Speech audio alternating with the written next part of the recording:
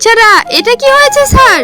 বাচ্চারা তাড়াতাড়ি তোমরা এই ডোনাটওয়ালা মাস্কটা পরে নাও। কিন্তু কেন স্যার? বাচ্চারা আজকে আমি স্কুলে আসার সময় ওই বাবা তো আমাকে না না না ওই বাবা আমাকে মাস্ক ছাড়া দেখেছে আর আমার মুখটা পুড়িয়ে দিয়েছে।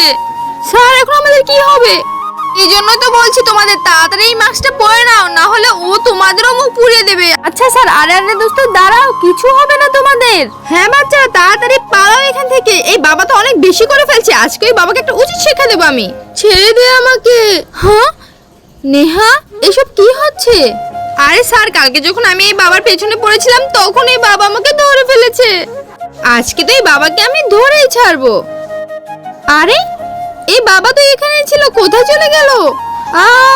তার আগে তুমি বাংলাদেশ থেকে হলে সাবস্ক্রাইব করো আর ইন্ডিয়া থেকে হলে লাইক করো। আমি বাংলাদেশ থেকে, তাই সাবস্ক্রাইব করে দিয়েছি। আর কমেন্ট বক্সে তোমার দেশের পতাকা কমেন্ট করো, দেখি কোন দেশের পতাকা বেশি দেখা যায়।